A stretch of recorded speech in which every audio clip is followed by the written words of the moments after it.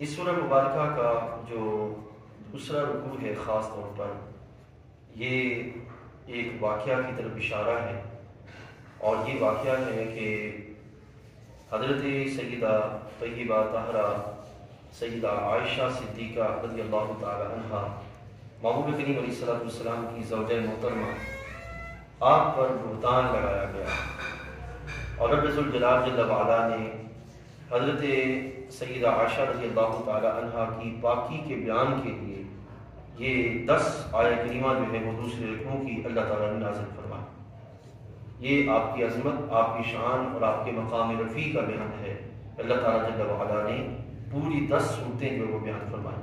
مختصراً واقعہ یہ ہے کہ حضرت عائشہ رضی اللہ تعالی عنہا محبوب کریم علیہ الصلوۃ والسلام کے ایک قافلے میں جناب کے ساتھ تھیں، لیکن ایک مقام پر حضرت سیدہ عائشہ رضی اللہ تعالی عنہا پیچھے رہ گئیں، یعنی کہ آپ رفع حاجت کے لیے، قضاء حاجت کے لیے گئیں اور وہاں پر جو وہ پیچھے رہ گئیں۔ جب پیچھے رہ گئی تو واپسی پہنچی تو قافلہ نکل چکا تھا، اور حضرت سیدہ عائشہ رضی اللہ تعالی عنہا وہیں پہ ٹھہر گئیں اور چادر لے کے لیٹ گئے۔ پیچھے ایک صحابی رضی اللہ تعالیٰ عنہ، ان کو اس لیے مقرر کیا گیا تھا کہ وہ پیچھے چلتے چلتے جو قافلے کا گرا پڑا مال ہے وہ اٹھا کے لیتے آئیں، ٹھیک ہے۔ وہ جب پہنچی تو انہوں نے حضرت عائشہ رضی اللہ تعالیٰ عنہ کو دیکھا ہوا تھا، تو وہ اپنا اونٹ بچھا کے خود پیچھے ہو گئے، حضرت عائشہ ان کے اونٹ پہ تشریف فرما ہوئی اور وہ آگے لے کر کے وہ چل پڑے۔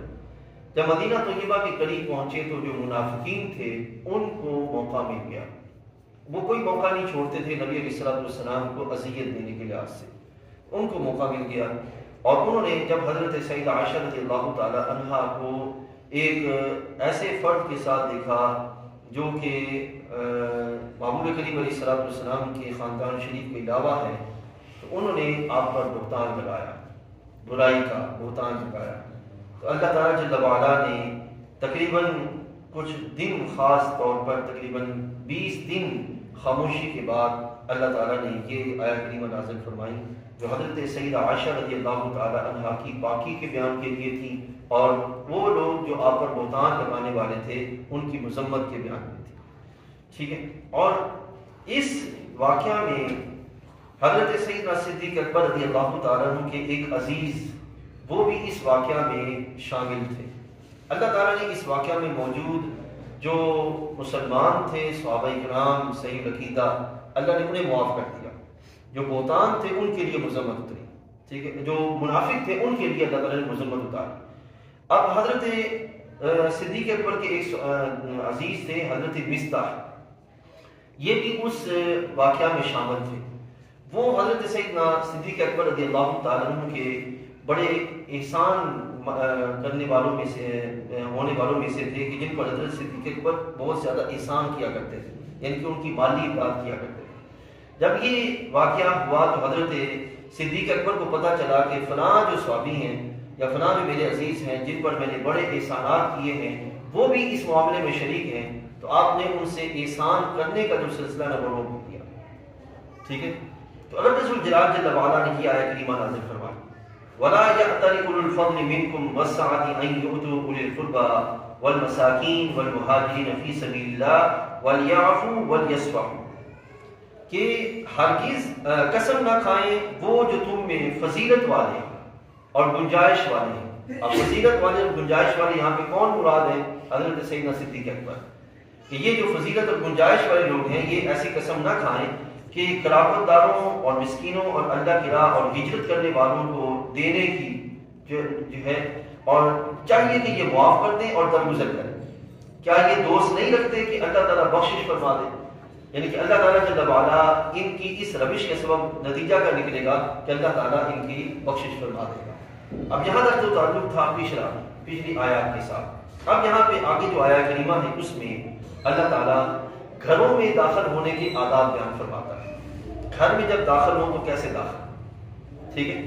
اب دیکھیے یہاں پہ گھر میں داخل ہونا یہ ہماری سماجی زندگی کا معاملہ ہے، ٹھیک ہے نا، معاشرتی زندگی کا معاملہ ہے کہ ایک بندہ مومن مسلمان باہر سے آئے تو گھر میں داخل ہو تو اس کے مینرز کیا ہونے چاہیے، ٹھیک ہے؟ تو اللہ تعالیٰ فرماتا ہے ایمان والوں اپنے گھروں کے سوا اور گھروں میں نہ جاؤ جب تک اجازت نہ لے.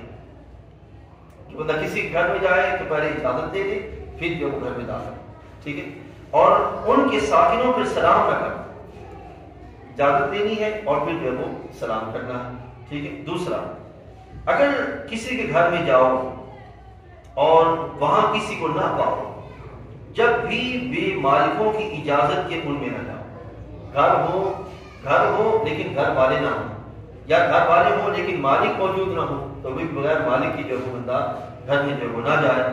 اور اگر ایسا ہو کہ دروازے پہ کہا جائے کہ بھئی تم واپس لوٹ جاؤ، تو ضد کر کے وہاں پہ کھڑا نہ ہو جائے، بلکہ اللہ تعالیٰ فرماتا ہے کہ جب تم سے کہا جائے واپس چلے جاؤ واپس ہو جاؤ. ٹھیک ہے؟ وہاں پہ جو کھڑا ہونے کا یا ضد کرنے کا اہتمام نہ کرو. پھر خالق کائنات فرماتے ہیں کہ بعض گھر ایسے ہوتے ہیں کہ بندہ جائے لیکن وہاں پہ کوئی ڈرتا کوئی نہیں ہے.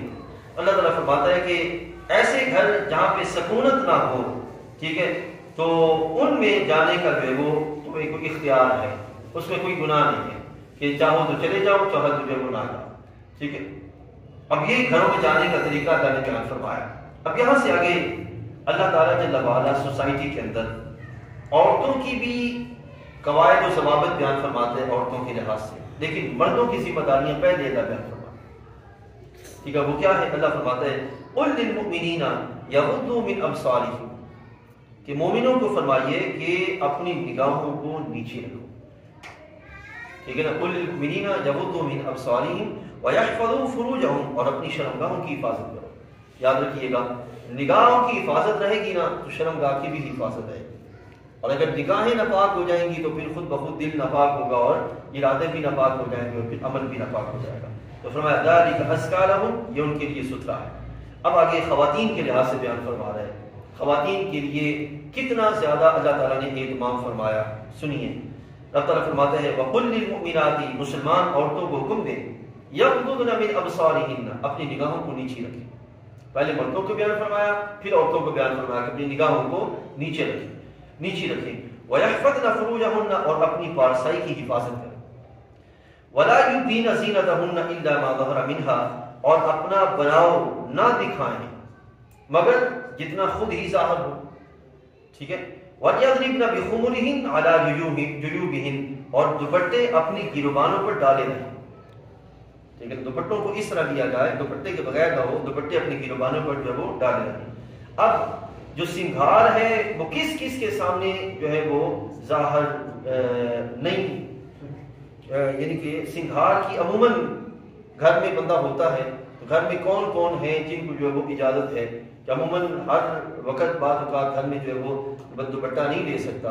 تو اللہ تعالیٰ فرماتا ہے وَلَا يُبْدِينَ زِينَتَهُنَّ إِلَّا مَا ظَهَرَ مِنْهَا إِلَّا لِبُعُولَتِهِنَّ، مگر اپنے شوہروں پر، او لِبُعُولَتِهِنَّ اپنے شوہروں پر، او آبائِهِنَّ اپنے باپ پر، یعنی کہ باپ کے لیے تو وہ ٹھیک ہے، او آبائی بعولتہن یا شوہروں کے باپ پر، او ابنائہن یا اپنے بیٹے، او ابنائی بعولتہن یا شوہروں کے بیٹے، یعنی کہ اس کے ساتھ شادی نہیں ہو سکتی نا اس لحاظ سے، او اخوانہن یا اپنے بھائی، او بنی اخوانہن یا اپنے بھتیجے، او بنی اخواتہن یا اپنے بھانجے، او نسائہن یا اپنی دین کی عورتیں، او ما ملکت ایمانہن یا اپنی کنیزیں جو اپنے ہاتھ کی ملک ہوں، ابھی تابعین یا نوکر، غیر اولی الاربا بشرطے کے شہوت والے مرد نہ ہوں، چھوٹے بچے. ٹھیک ہے؟ ابھی طفل یا وہ بچے الذین لم یظہروا علی عورات النساء، جنہیں عورتوں کی شرم کی چیزوں کی خبر نہ ہو.